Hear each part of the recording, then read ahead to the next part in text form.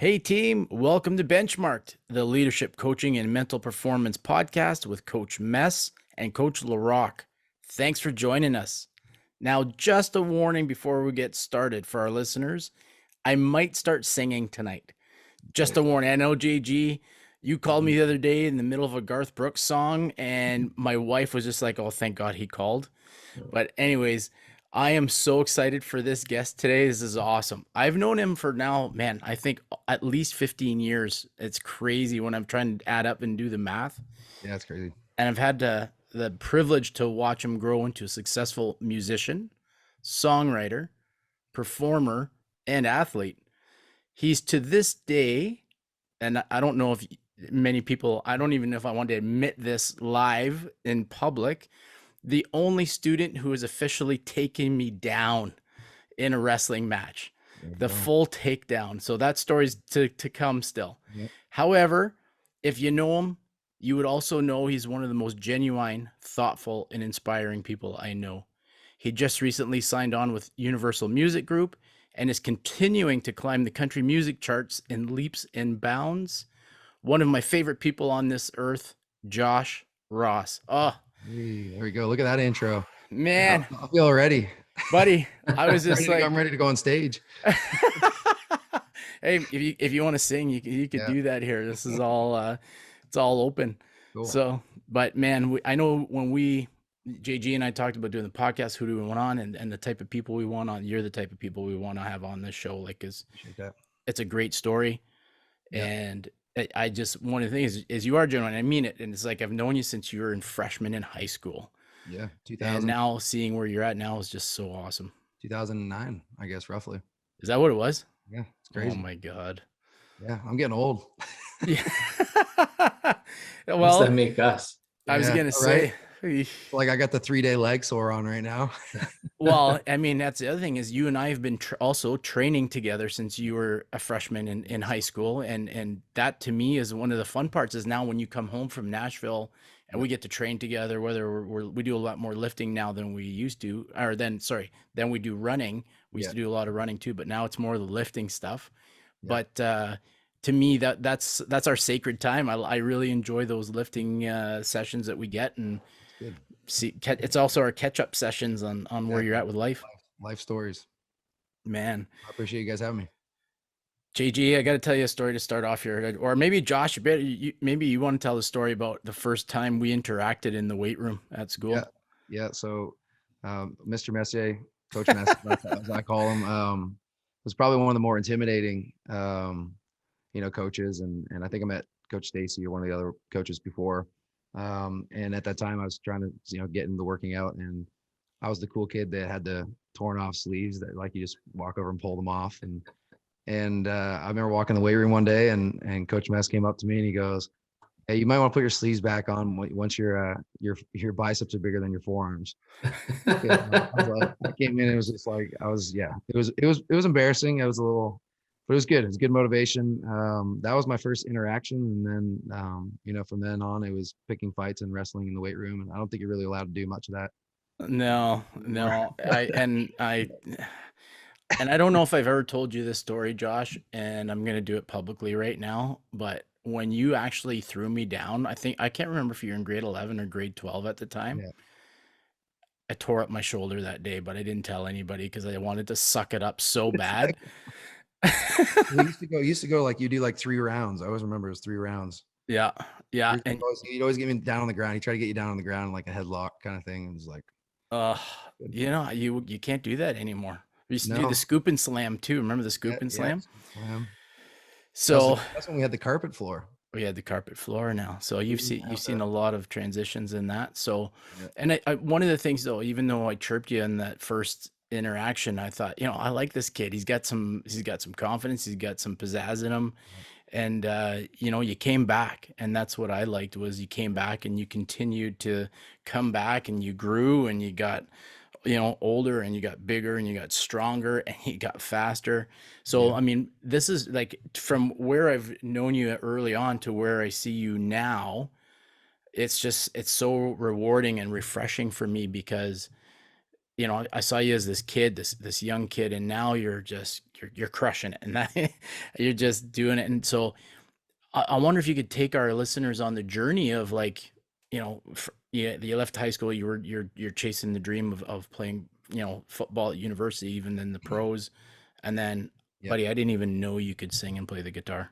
Yeah, it was kind of a weird. I mean, I didn't even play football growing up. Got into high school, and when I met, I think it was one of the coaches. I think it was maybe Stacy said, you know, just come out and try, the junior football, and I came out and I knew nothing really about the game. Honestly, didn't really watch a lot of football growing up. Played a lot of hockey and stuff like that, but quickly loved the sport and loved the mentality and kind of just the team atmosphere and what that meant, and having people beside you that you kind of like trust. And so I quickly gravitated towards that, and then kind of from then on it was lunch breaks for workouts. And Yeah. um that used to be like the famous thing everybody used to give me a hard time about. It was like, where's Josh on lunch? Well, he's working out.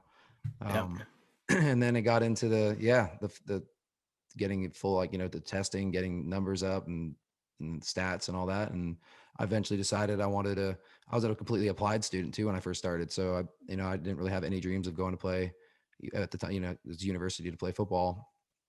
And I had to, bump up all my marks and kind of start doing that. So that was a long process in its own. And then, I was fortunate enough to get selected to play at Western and get a scholarship for football there. And yeah, it's the singing thing. It was actually, we used to have I don't remember Mrs. Lloyd, Yep. Yep. but she was probably one of the only people I ever like actually sang for. And it was like more of a joke. Like I used to just walk around the weight room while I was like working out and like belting country music, and people were like, it's not half bad, but I didn't really take it seriously. And then, yeah, after that whole process, I ended up going to Western, and I had 2 ankle surgeries, which kind of sidelined a lot of what I had, thought planned in CFL. And, the testing numbers are always there, but the playing in the game, I think I spent a lot of time trying to play catch up on the game itself.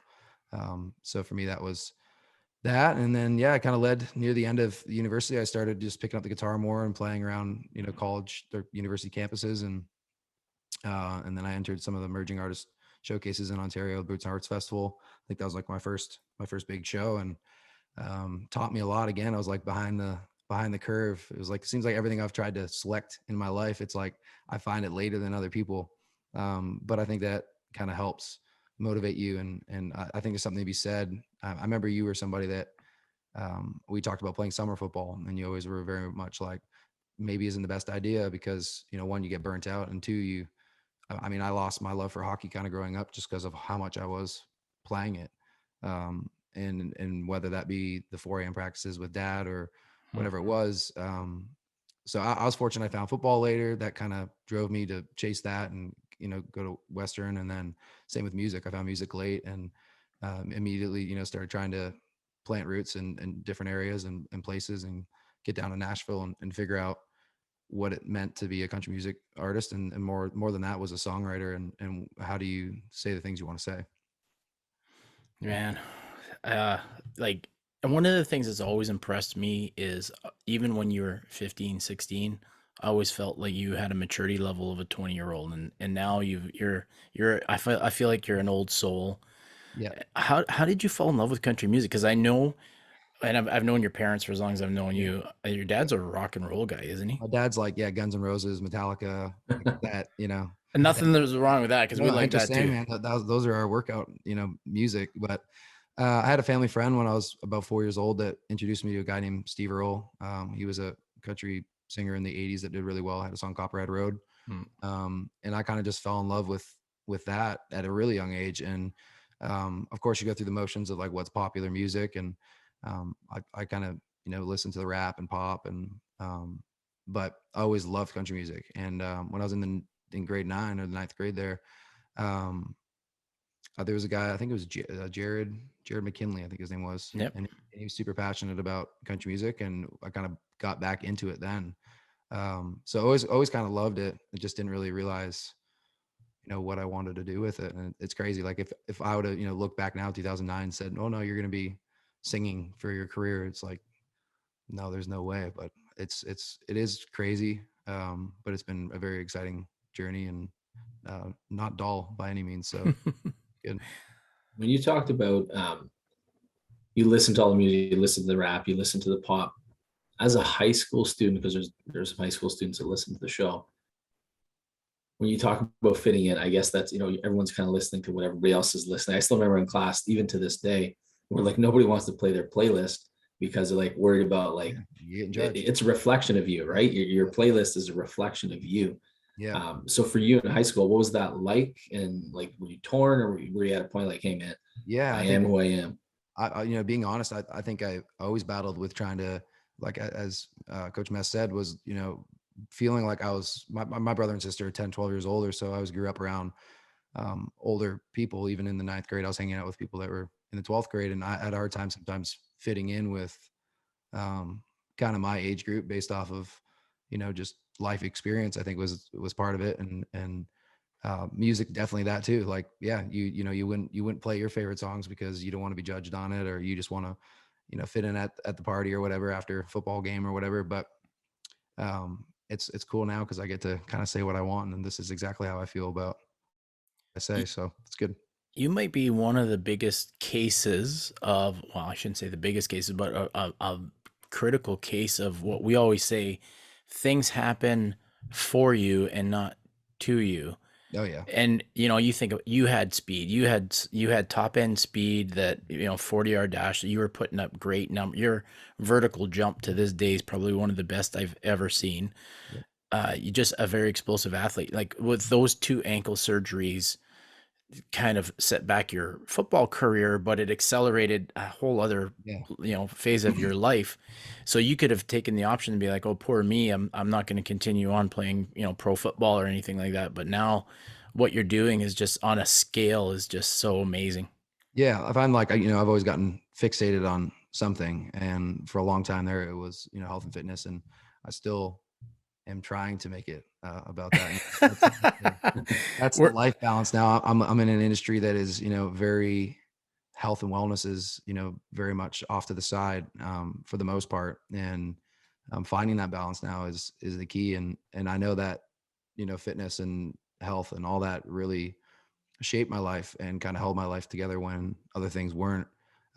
So it's very important, I think. And honestly, recently I've been finding that again. We have, it's been a couple weeks since we caught up, but I started that like 75-day hard thing because, I can't be going out and drinking 3 to 5 nights a week, or, socializing or meals out. And it really does take a toll on you, mentally, physically, and then also financially too. So it's, Hmm.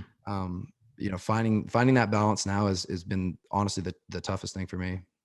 And I've seen you kind of morph a lot. Like you're able to. I always say you're genetically gifted because you're able to put on muscle, you're able to lean down, Yeah. but just overall being healthy, I could see. I know we've had that conversation in the last several months about maintaining that healthy balance, eating, drinking, exercising, fitting Yeah. it all in. Yeah.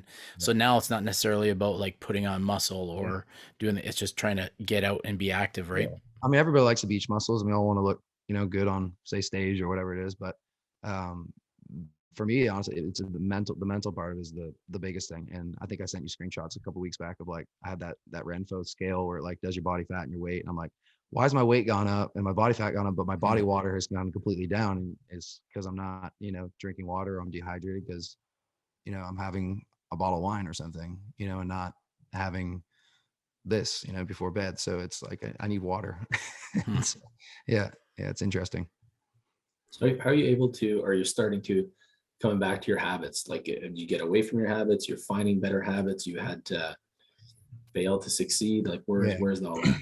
Yeah, I think I had some critical moments for myself of, you know, is this who I want to be as a person? And do I want to be, the crazy wild singer, or do I want to be somebody that's respected?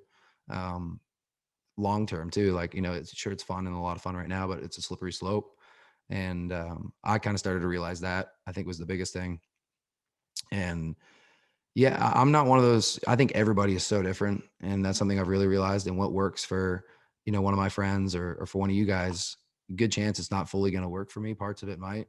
I've always been one person that takes things to extremes. Like, I either completely do it or I don't, and maybe that's not the healthiest way to do it. But it's like I've gone from, not training in 3 months to now I'm on day 10 of 2 workouts a day.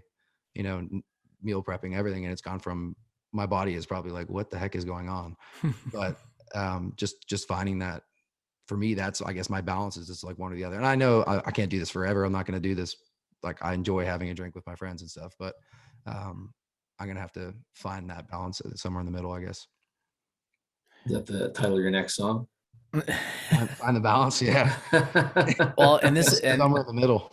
when I consider myself fortunate that you sometimes give me a little sample as we're training. And you're also, the other thing to tell you is you're also one of the only people that I train with who I allow to aux.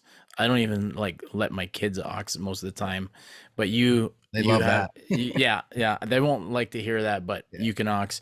But one of the things that I've found is, like yourself, I find, like, since you've started recording as an artist, I find the maturity in what you're putting out is just unbelievable. Like, especially I know your last two songs, Yeah. what is it? Tall Boys is over 2.5 million now in streams, and Done really well. Yeah. oh my God. And First Taste of Gone is just such a great song too. Like, and that, how that was, it's pretty recent still, right? First Taste of Yeah, Gone. it came out in February. I think we're at about 2 million streams. I just found out today it's at, so it was at 26 on Canadian country radio, which is great.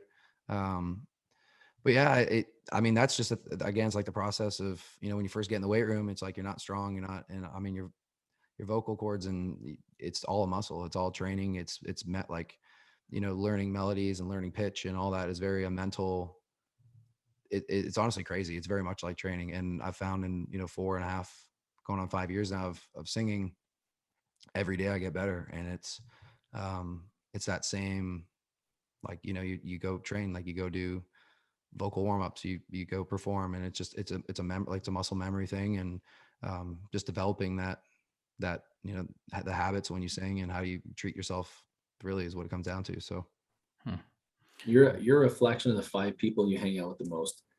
You don't have to give us names or anything, but who are those 5 people right now that you think are gonna guide you, help you, I guess, throughout this Yeah. process? Yeah, I mean, I think, my 5, I'd always put some of my family members in there, just to keep me grounded. I think, and for the younger listeners, I know sometimes it's very hard, early on. I mean, I've always kind of at times butted heads with my parents, or what they thought was good for me. But having my parents in my corner now, has been one of the most beneficial things, especially like for me being, and this probably relates to kids that are in college. You're out with your friends, and your closest friends are maybe out 5 nights a week, and the influences can be really tough. And me now, I'm at a point where, trying to, if you're picking 5 people, you better pick the best 5 people that are going to elevate you and make you healthy. So yeah, I mean, I got certain people that I know is like, this is my guy I would go work out with. This is somebody that, I mean, I got my roommate now, he's meal prepping with me on Sundays. And 2 months ago on a Sunday, we'd be out, downtown going check out stuff. So it's just having a balance of my 5 people really for me. And I've always considered Mess a very close person too, and I lean on him for a lot of advice, whether that be on the fitness side, nutrition side, and then just life skills. So Good stuff. Good stuff. I remember when you said you were going to Nashville, and I appreciate that, by the way, but I think you give me more credit than I'm due. I'm just lucky to. He is wearing my T-shirt, so I mean, I know. I thought, I gotta wear the Josh Ross. No, well, and here's one of the things, that the reason why I wear this T-shirt, and I love the message: "Do what you love." So this is, JG, you teed this up beautifully for me. Josh, can you talk to us about, and I kind of remember the transition because I was always following your career, making that decision to move to Nashville from here. Well, like, yeah, it was a big decision. I mean, I started taking trips in 2018, and I learned, like we used to go do the Nike Spark camps in the States, and things that, it again is like what elevates you to be a better, at your profession. And that songwriting is huge in Nashville, and the artists, and obviously country music. So I started coming here in 2018, and realized, after spending some more time in Canada, that I really did need to be here full time. And when I came out of school from Western, I took a job, which had a great salary, probably what some people, dream of making years out of school. and I was very fortunate with that job, but I was taking these trips back and forth. And my boss, who was actually a, a family friend, he kind of got to the point where he was like, hey, if you take another trip to Nashville, like you are not going to have a job when you come back. And I remember, say it was a Sunday and I wanted to leave on the Monday. And one thing I will say, and say his name's Kevin. He, with being a friend, I said, what do you think I should do? And he goes, as a friend, I tell you, you need to go. As your boss, you're fired. And that was one of the hardest choices, because he's like, I know I have to play both roles. And I left and I came to Nashville, and I got here, and he saw on Instagram or something that, I was making my trip down, and I got in the writing room with two guys, and we sat there and we were trying to figure out what to write that day. And I was about to go cut a record that was $20,000, and I didn't really have a lot of money. And one of the guys, Matt Willis, he was like, well, at least you're doing what you love. And because I literally had a text message from him saying, well, I guess you don't have a job. And that was probably a really big turning moment. And in a way, like I was panicking. I didn't know what I was going to do for, money and what I had saved. As student loans too and stuff. It's like you're paying for a lot of different things. But if that honestly didn't happen, I don't know.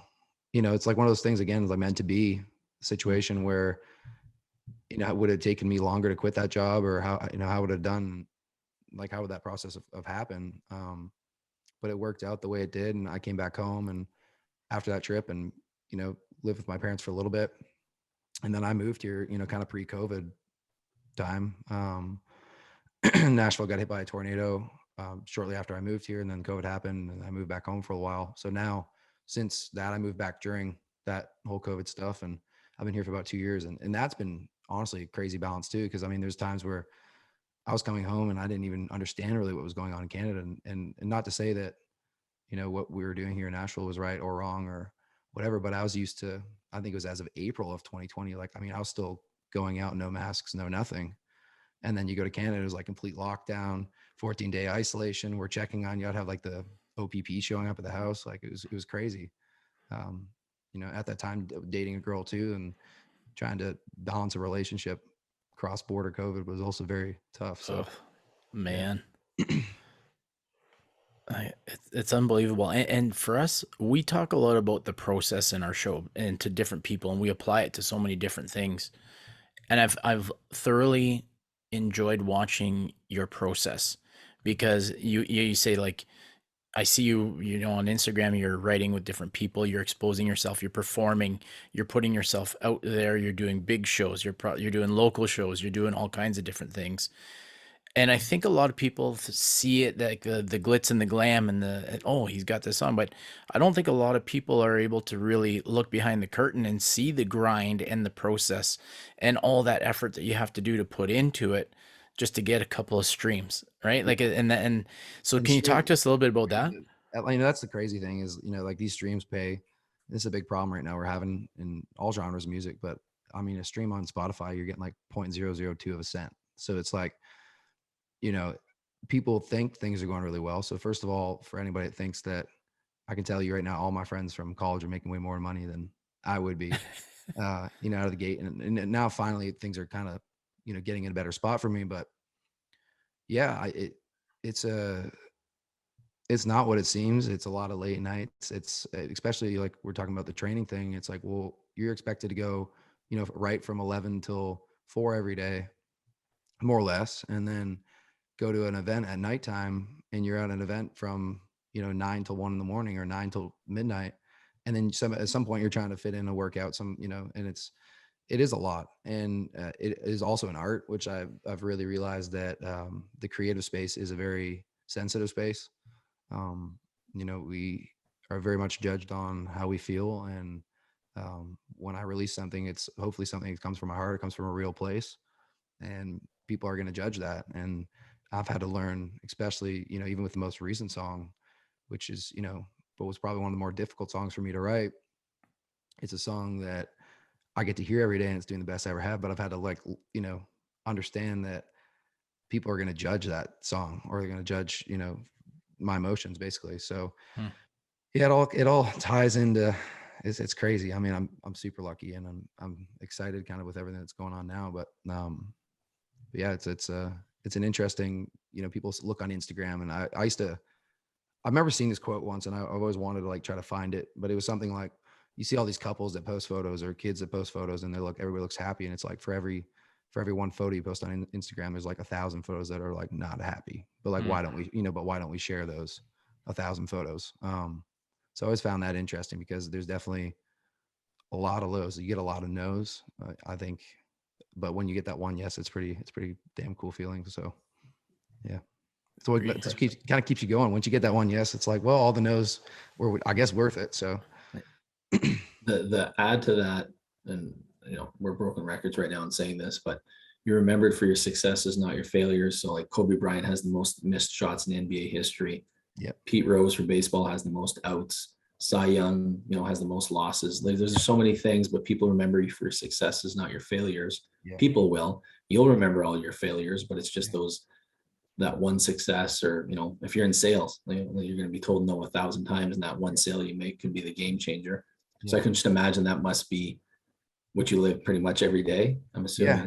I think they say you have a greater chance of being drafted to the NFL than you do signing and publishing a record deal, which is crazy. Wow. Like a major record deal. And it's like I go for meetings still now. I mean, things are finally kind of better, but for 2-3 years, I was taking, 2-3 meetings a week that were no's, or like keep sending me stuff. It was very much this is a town of, well, we're going to keep watching how you're doing. And then, once somebody bites, then everybody kind of wants to bite or care about what you're doing. But for a long time, it's just like, keep sending me songs, keep working hard at it, keep in touch. That's like, thanks for the free lunch, but it's a lot of no's, and then you hope for the yes eventually. So But what kept you going? I think you have to have like a burning desire inside of yourself. I don't think it can be really the people, like for instance, my mom's a huge believer in free spirit, and having her in my corner has been always awesome. Same with my dad, but they can only say so much, and your friends can only, say so much, and you have to sit yourself down, I think.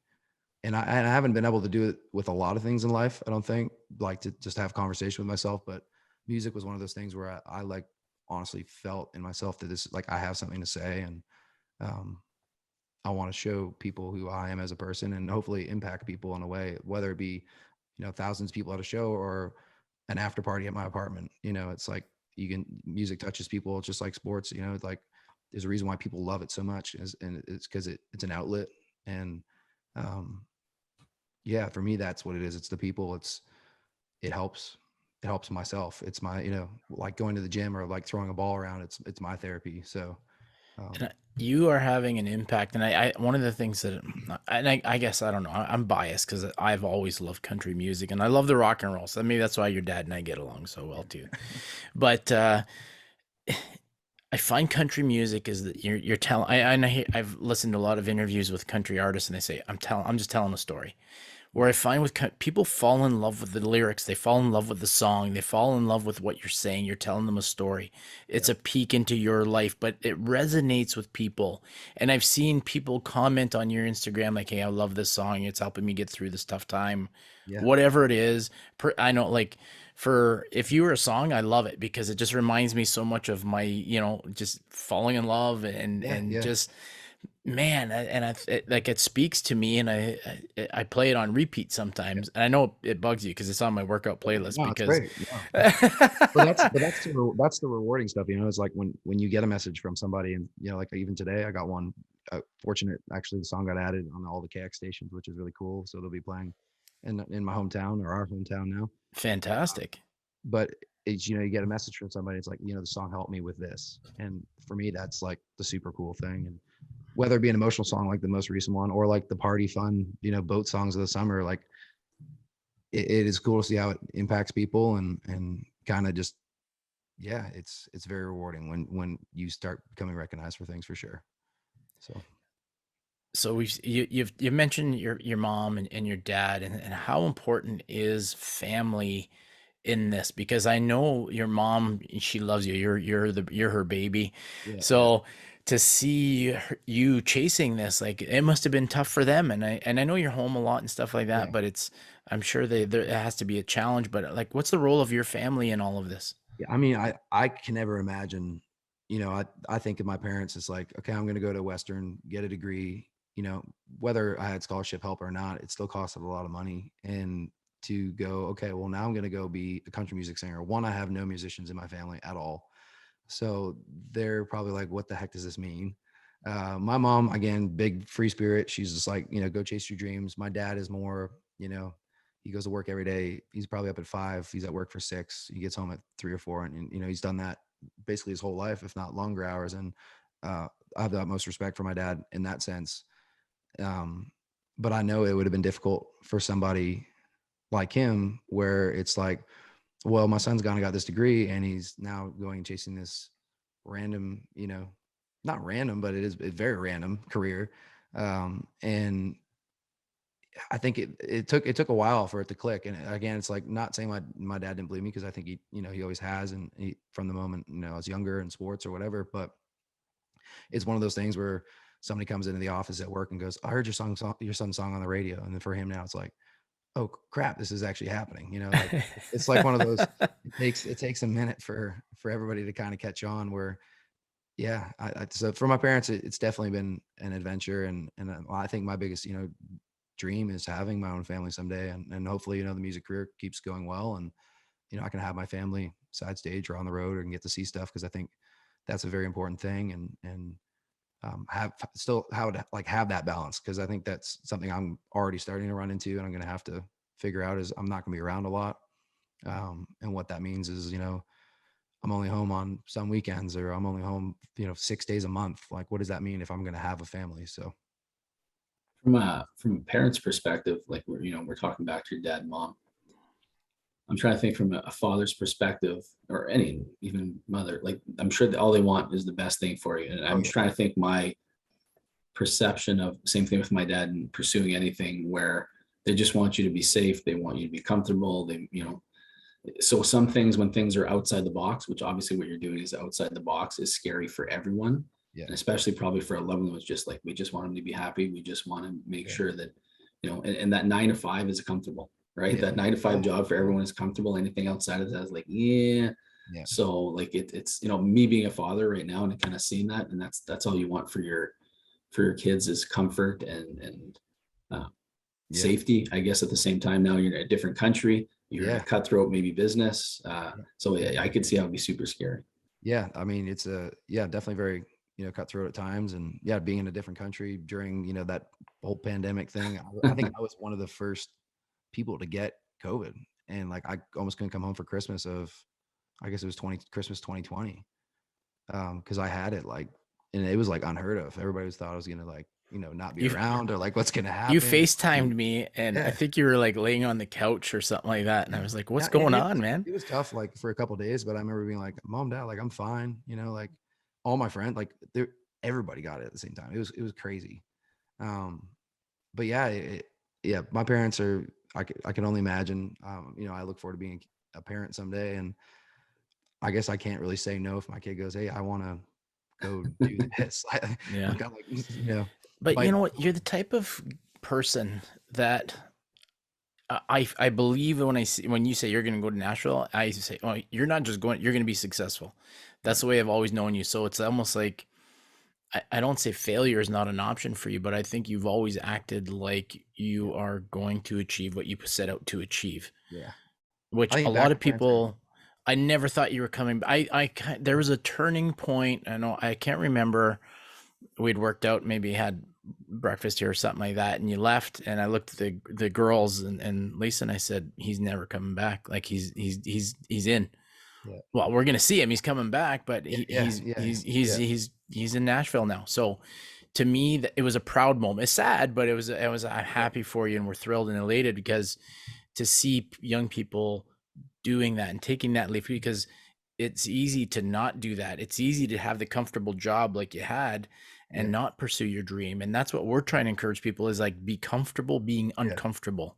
Yeah, I think that's what forces you, like, you know, throw yourself in a different country. And I only knew one person. I literally knew one person this entire time when I moved here. And you just gotta go for it. And I think one of the things that bothered me the most in the beginning was people would say, well, you went to college or university, you have a backup plan, you know?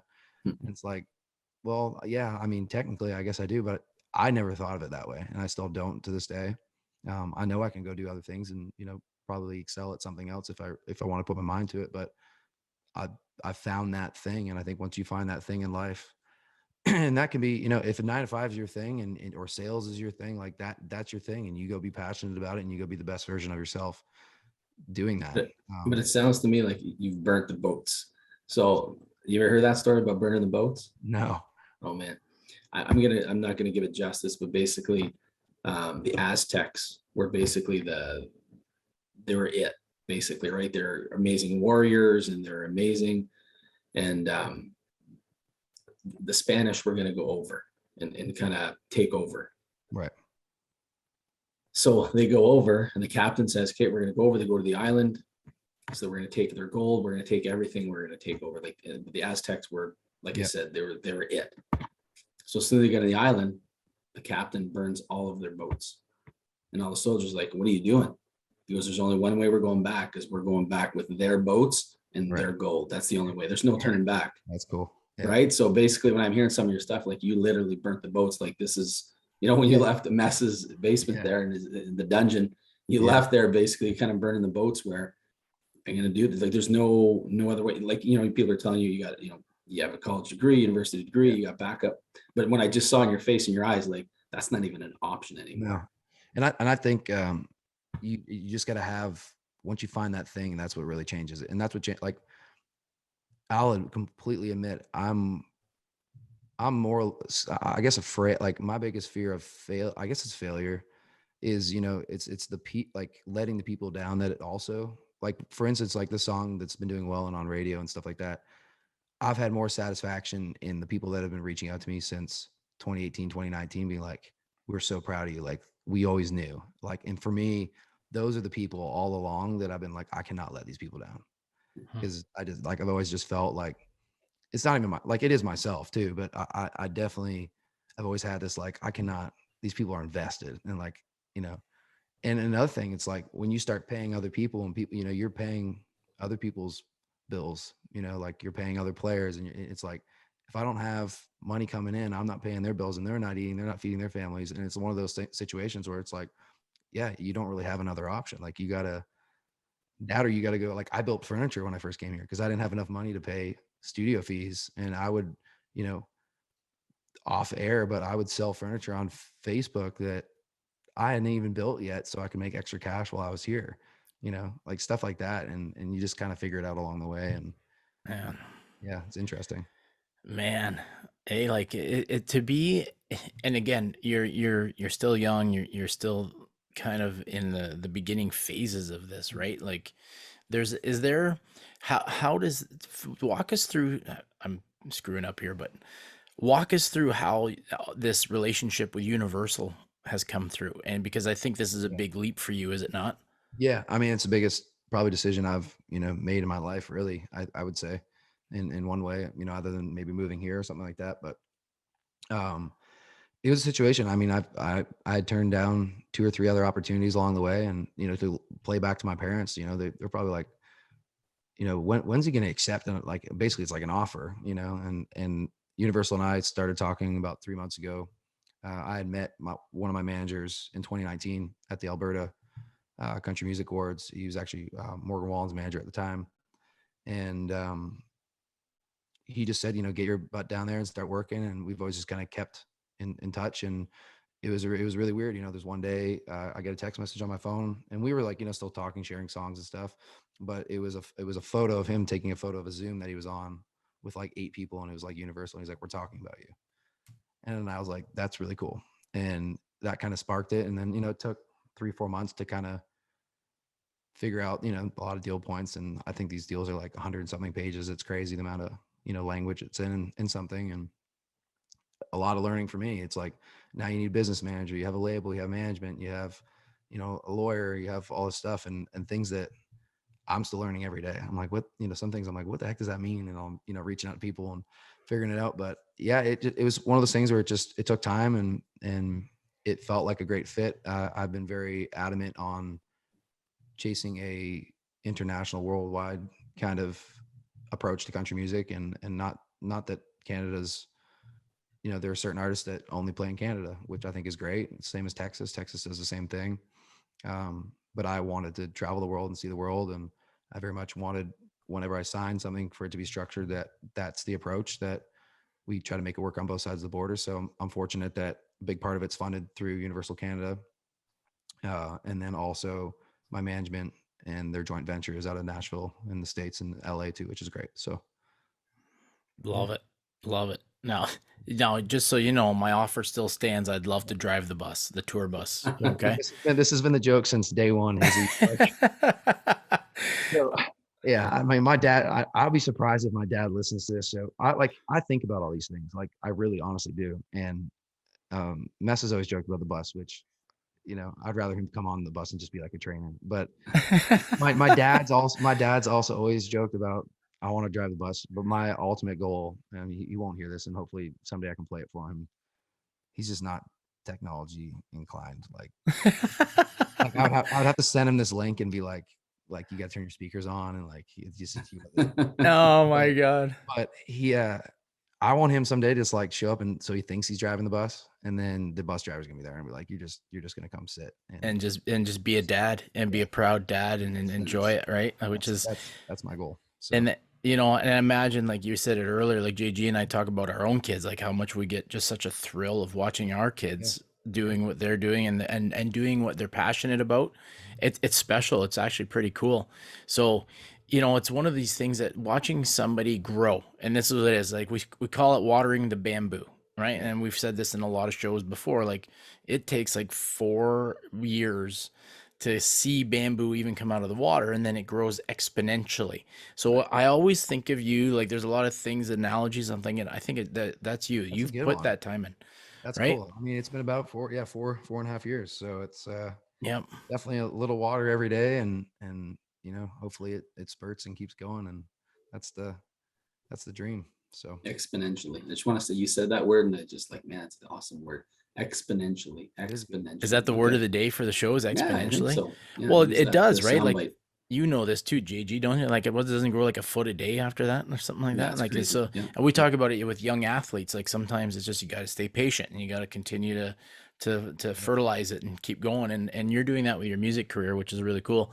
Now, I want to ask is what's the percentage of artists that write their own songs? And this is something I honestly don't know. Like, because you're writing your own songs, which is very impressive. I try to write. I mean, I listen to a lot of outside songs just in case there's something that I feel like I could have wrote and I want to sing it. But I would say it depends. I mean, some of the bigger acts like Jason Aldean, Tim McGraw, they don't they do cut a lot of outside songs. But I'd say a lot of the newer artists try to write most of their stuff. I would say it's probably about 80%. But there's writing, and then there's throwing a couple lines in there and getting your name on it. So that's always hard to know too. Some people go like, oh, this artist, wrote this crazy song. And it's like, no, I know the guy that wrote that. And like, he didn't write it. It's like, it's funny, but it's like most of our stuff. G, we kind of just snap most of our stuff, sticky eyeballs, right? Yeah. Roger that. Now, how do you, like a lot of our talk is a little about performance and mental performance. Like when I see you on stage, what goes on like in the preparation to go on stage and perform? Like you seem like you're having fun, but do you ever kind of like sit back and be like, what is going on right now?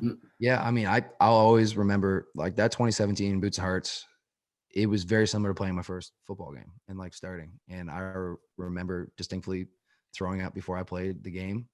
And I did the exact same thing before that. My nerves were so bad that I literally threw up before I had to go sing. And I think that's a great thing, by the way. It's like having that nervous. You used to get mad at me all the time before games. You'd be like, you're so stiff in the warm-ups. He'd be telling me to like go chill in the locker room and wait for a while until I come back out before the game, because he'd just be like you're like a bag of bricks. It's like I think it means you care. Like it goes back to, I mean, obviously it's a fine line. You don't want to disrupt your performance too much, but I think if you're just like, oh yeah, like it's another game, like, well, because I think if it matters that much and your heart's in it that much, it makes you feel that way. And so, I mean, my pre, show rituals, I just crank music with my band, and we do like a little celebratory shot and go up on the stage and kind of do the thing. So it's, what's that, sorry? No, go ahead. I'll let you finish before. No, that's it. Yeah. We do that. And then after is just, kind of hang out and depending on what's going on the next day. So. Yeah. The performance itself. So you're going through the concert, the gig. I don't know, I'm trying to sound like I know what the hell I'm talking about. But is there focus points? Is there Yeah. resets? Is there something mentally happening through the process, It's a pre, lot. Like, during? yeah, I mean, depending on the show, like a lot of people don't realize, like I wear those, like they call them in ears, and like a lot of our, we spend a lot of time rehearsing, and it's like going to practice, like, and everything's in your ears. Like you have a click and cues, like, like the song is sang to a click, like everything's on time. You're like in certain shows, it's like you press play and your show is 44 minutes and 37 seconds long, and that's all you got. And like, in between, for instance, like Tall Boys, we have like a breakdown, and I'll run out and spend time with the crowd, but in my ear I got like, okay, you got 4 more passes and you got to be back up on, like, and it's telling me that. And everything's very like, so you're focusing on a lot of different things at the same time, which is really cool. But yeah, definitely like learning crowd engagement, and taking certain moments, and when's the best time to like engage with fans, and that kind of stuff. And goes back to the fitness. Is I got to get fit, because if things are panning out the way they are, I'm going to be busy, and I'm going to need to running around on stage and singing is quite hard. So. Yeah. I But want to share. Sorry, I want to share a story with you, because I think it might be beneficial. If not, it'll just be a great story that I tell you anyways. Yeah. So Jean-François Menard, he's the mental performance coach. Sorry, he was at the time for the Cirque du Soleil. Okay. You know what that is? Yep. Okay. Been a bunch of those shows. Yeah, you know how amazing they are. Oh yeah. So he's the mental performance coach. He was, or now it's our other friend, Andre Lachance, who will be on the show here in the near future. He's their new Cool. mental performance coach. But he was working with one of the clowns, and it's the clown from Vegas. I wish I had the picture that can show up in the show. So he talked to him. He's an older gentleman. And he said, how do you, because they do like 400, I think 15 shows a year. Like, it's just crazy the amount of shows they do. He goes, how do you do the same show every day? And the clown's like, and I can't remember the gentleman's name, so I got to say clown, and I feel bad saying that. He goes, how do you do the same show every day? He goes, I never do the same show every day. It was JF's like, what are you talking about? He goes, when they brought me here to Vegas and they said, this is, it's a set place, and Residency. Yeah. yeah, and this is where you're going to be, and this is what you're going to do. And he goes, I walked in there, and he goes, and I picked out one seat in the whole stadium. He goes, I picked out one seat. He goes, every day I do my show, my job is to make that person in that seat laugh, because he said it's a different person every day. It can be somebody, it's a bachelorette party. It could be somebody who bought the tickets and saved their whole lives for this. It could be a CEO of something. It could be a little girl. It could be a little boy. Make a wish, whatever it is. Because it's always somebody different. So I'm always trying to make that specific person laugh. So he goes, I never do the same show twice. That's cool. That's neat. I love it. Yeah. It's almost like you're repeating yourself, but you're doing it to somebody else, so you get a different energy back, type of thing. Yeah. And that led me to the idea, like you played Boots and Hearts, which is a massive show. Right. You play bars and stages in Nashville. Do you have a preference, and what's the vibe like there? The difference? I've somehow, for some reason, for fun purposes, I enjoy like the larger crowd. I think in a way you can kind of get away with more, like, not that you can make more mistakes, but like you can engage more. If you need a moment, you can make the crowd sing, or that kind of stuff. Where, for instance, like last night, we called them songwriter rounds, where they throw 3 people up on stage and you get 3 songs each. It's just you and acoustic for a room of 150, 200 people, and you don't mess up, because it's like everybody's watching. So they're definitely different. So I don't necessarily prefer one or the other. I think both are different sides of I'd call it like a craft, and yeah, it's just getting better at both of those. And it's like, even last night, it's like, did I have to play that round? No, but is it great just to get out and play and show face too? I think is the other thing. So show It's up. just like, yeah, it's just like I think Seinfeld, all those the amazing comedians, they always go back to those venues. Let's say the 100, 200 people in the show, because that's their prep. That's their 10,000 hours that they're putting in, basically, and to refine their craft, basically, is in those settings, I guess. Yeah. That's actually Mess was saying earlier about, when you're waiting for your opportunity and stuff. And I think, don't ever, if anybody that's listening to this, and that I learned, is there's something really cool feeling about standing on the sideline watching everybody else playing, but you're putting in the work. And I have, honestly, that is probably, when you asked too what fueled to keep going, is there's like a burning feeling when that people are starting to pay attention, but it just hasn't happened yet. And I would feed off that for anybody, whether it be on football field or baseball, or you're just waiting for your chance. It's like, if you know you've put in the work, you're going to get your chance, and you're going to take advantage of it. So enjoy that.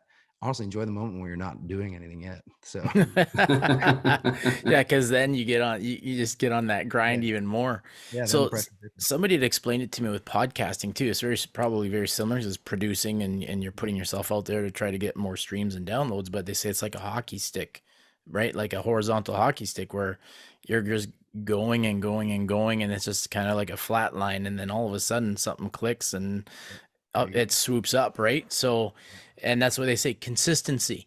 And I've always seen you being consistent. No, like since it started, and even like training and stuff like that, you're a consistent person, which to me is disciplined, right? So we always say like motivation fails you at times, but discipline serves you all the time. So like that's where to me this is the difference maker for you, is you're being successful. You went down there and you haven't stopped since you've moved down there to get this going.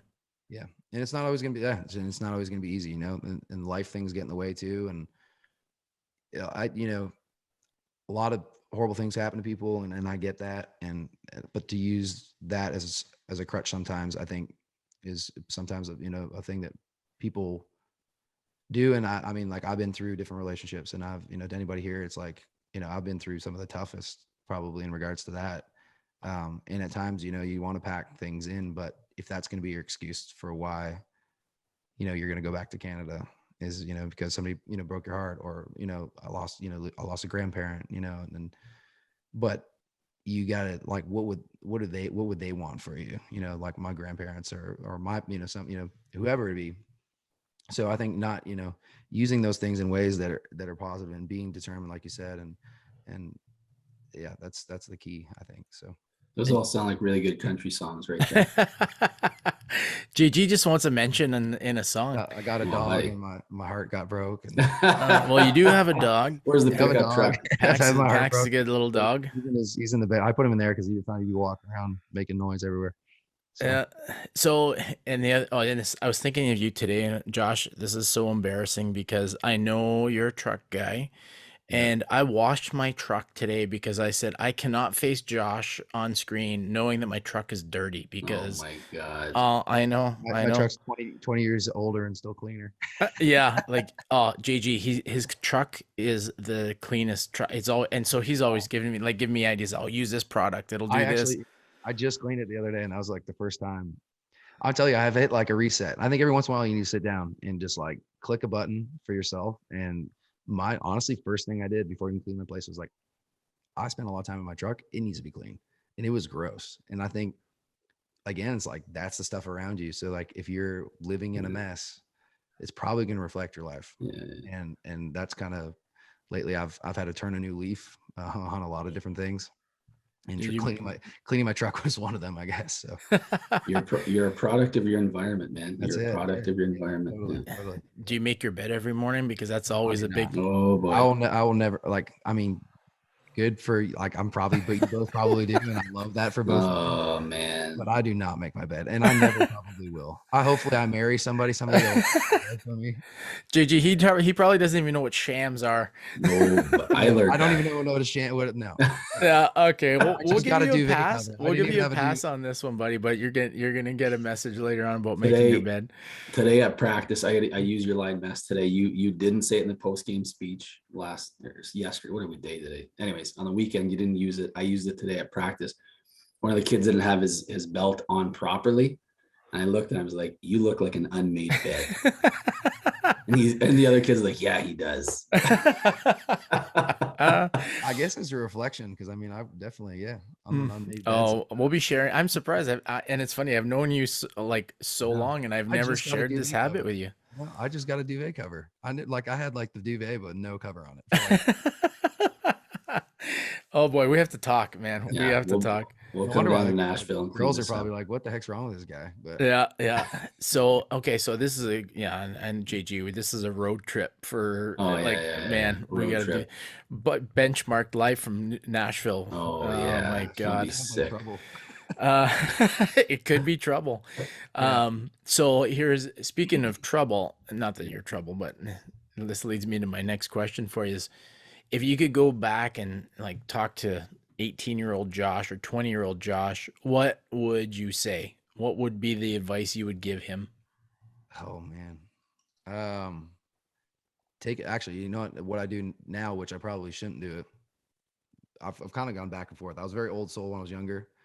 I was always like, I want to be married at 25 and have kids and have a life. I was such a planner.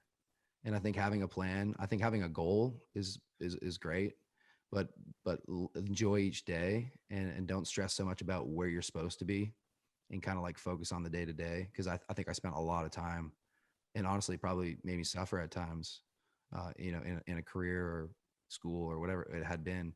Cause I was like, well, I want to go. I just was more worried about getting there than like the things I actually had to do to get there. Where now I probably need to take that advice and actually I could probably make plans now and I probably should start doing that. But especially when I was younger, there's no like, I've been through 5 different careers. I've owned 2 different companies. I've, moved 7 times in the last 2 years. This is my 7th place. So you don't know where you're going to be necessarily, but if you're, mind and heart and what your goals are in the right place, you'll figure it out. JG, we always say too, right? Like fulfillment and gratification often lie on the other side of hell. Yeah. And for somebody your age, you've been through a lot and you have taken on a lot, which is really cool to see, because not a lot of people are doing that now. They're not taking the risks because it's just not safe, right? Or it's frowned upon to take those types of risks in this environment. Yeah, no, definitely. There's definitely a lot of, standards that people feel like they need to follow, which some rules are great. But some rules are definitely meant to be broken. So, do you find that you're like, and I catch myself too now because we're always as cousins and accountability partners, JG and I are always reminding each other to be where your feet are, right? Be in the moment, because there's always a million other things to do. So, for example, like if I'm coaching with JG, but I'm thinking, oh, I got to cut the grass and I got to do this and I got to do that. But like, hey, Wash my truck. And I got to wash my truck. Oh, it's bad, man. And so, being where your feet are, enjoying the moment, enjoying the people that are around you, and you being the best you can for everybody that's around you at that time, to me, is a big thing. So you seem to be like that, because it seems like you're easy to be around. People want to be around you, but not only that, is you are where you are. Does that make sense? Yeah, totally. I mean, and put your phone down, I think, is another thing. Like, everybody's so worried about, I went to the Wallen concert here in Nashville, and it's phenomenally sold out Bridgestone 3 nights in a row, like crazy, unbelievable show. But I could not, like, there was a girl beside me with her mom, and she spent more time looking at her phone recording the concert. Like, she didn't even like, and I started thinking myself, like, exactly that. It's like, just be in the moment. I think there's a time, phones are great. Technology's awesome. TikTok's awesome. Any of that kind of stuff. I get it. I get why we do it. But there's something to be said about like looking at it through your own eyes and actually enjoying it. So, who are some artists that you look at? 'Cause you said you went to a show and it was a great show. You find you look at those events or concerts in a different way than you did 5, 6, 7, 10 years ago? It's crazy. Like, you don't. It's like meeting your heroes too. It's like the same kind of thing. It's like you start analyzing everything. It's like, well, they're doing that in their show, and I can tell they're doing that, and I wonder if the fans saw that. And like, are you like picking out? It's like watching football tape, and it's like, well, that guy didn't do that right. And so yeah, it definitely changes your perception on things, and you meet people along the way too that were like maybe your heroes and stuff. And I have to say, you don't always want to meet all your heroes. That's one thing I've also learned. It's there's something about admiring somebody for what you see them as, and just leaving it at that too. Yeah. So okay, I can read between the lines. Yeah, I got you. I gotcha. And I've had that situation before too, where I've walked away from that and be like, that's a disappointment, right? Yeah, like that's not what I always thought. Yeah. But at the same time, don't you realize like they're human beings, like all of them, whoever it is, he or she, they're human beings. We're all human beings. That's the crazy thing is like, and country music's really cool in that way. And for anybody that ever wants to come to Nashville, I think it's a great place to come to. But you can go to a local bar and it's still a cool genre in the sense that a lot of the artists are out and just traveling around, and you realize like, I could go somewhere in Midtown right now and there'll probably be somebody that's, quietly, successful artist, and they're just hanging out. We're all humans. And I think, whether you're in the NFL or, any sort of profession, we're all people. We all have feelings, and we need to remember that at times too, I think. Hmm. So Wow. Now, if you could give advice, so we're going to do something a little bit different here because yeah. it's a little bit different format. So if you were to give advice to somebody wanting to jump into what you're doing and follow that same path, what would you want to know or pass on to somebody that's about to start on this journey that you are now down the road a little bit further on? Yeah, I don't be scared to reach out to people, and ask for advice. I think you don't ever say anything, you're never going to figure anything out or find, and I asked so many questions, and I probably had people going like, this kid's annoying me. But well, there's a fine line of, actually annoying people and being persistent, but definitely being persistent, ask questions, and don't be scared to take a leap. And I think doing it in a smart way also, like, don't just go like, tomorrow I'm going to go be a singer and move to Nashville. I think, it took me 2 years to set it up in a way that kind of made sense, and the way it happened did organically. So I think that's the thing, and just, trust the process, put in the time, and that's, go with what you want, not what everybody else is telling you should do. Mass, I'm gonna use your line here. I just been practicing in my head. If you want to go fast, go alone. You want to go far, go with somebody, go with the team. Like you're saying, go ask questions. So, you want to go far, obviously. It's good for you. What's next, Josh? Right. What can when can we hear? Obviously, there's radio coming, and yeah. So we start the song on radio, which is great. We're going to kind of work that. We got a little show in June, which they haven't announced yet in Toronto. Will there be some opportunities for people to come, which will be cool. And then where in Toronto? Do we know where? I'll be at, I don't know, whatever. It's at the Rock and Horse in Toronto. So it'll be a smaller venue, which is cool. There'll be another larger artist and myself, which is exciting. Whoa. There's no larger artist. Settle down. You're on the benchmark. You're on the benchmark podcast here, pal. That cat hasn't been on benchmark. This is true. No. And so that, and then just releasing, we got some releases hopefully coming in July, and then hopefully some opportunities at the CCMA Awards in September. Boots and Hearts again this year too. We'll see how that stuff pans out. Man, that's awesome. It's all good stuff. It's good, man. Mess turned me on to it, I don't know, like months ago, this winter. I don't remember when. It's been a while, and I'll still kick in some of that music once in a while. Just, I don't know. It's like a time or place, but now we got the pool open, so some of that music is going to be on the pool playlist now. Well, and I think that's really what's fun for me is when I talk to people that are like, hey, like what's Josh doing? I was like, well, listen to his songs, man. Like, just go and stream his song. And they're like, oh my God, it's really, really good. I was like, yeah, it's really good stuff. So it's it's crazy. Like, people, it is cool to now see people. It's like, again, people eventually come around, and like, you don't forget the people that were like, he's never gonna play football, or he's not gonna do that. And then once you do it, it's like, and then next thing you know, everyone wants to be your best friend. And it's like, no, that's not how it works. I know who my best friends were through the whole thing.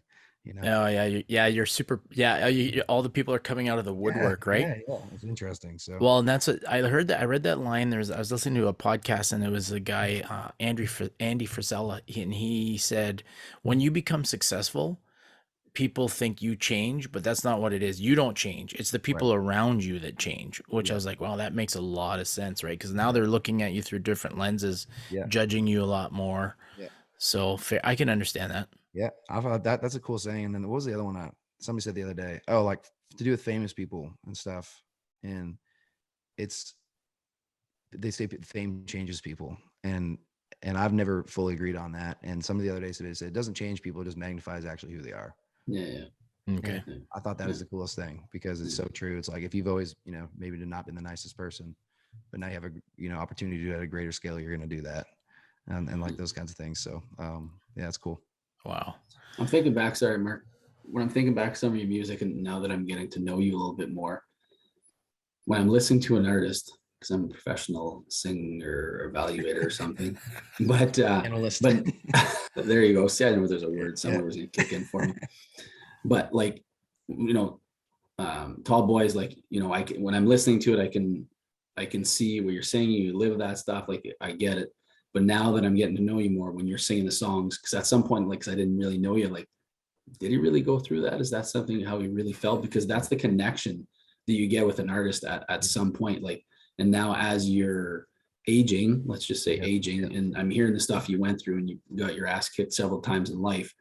That means, for me anyways, from a listening perspective, that gives you that relationship between an artist and someone who listens to music, I guess. So good for you. I And appreciate it. then I don't want you to get your ass kicked the rest of your life, but and it develops better other songs. But like Yeah. what you're doing, man, just Yeah. keep telling your story. It's good. Ass kicks are good content, I guess.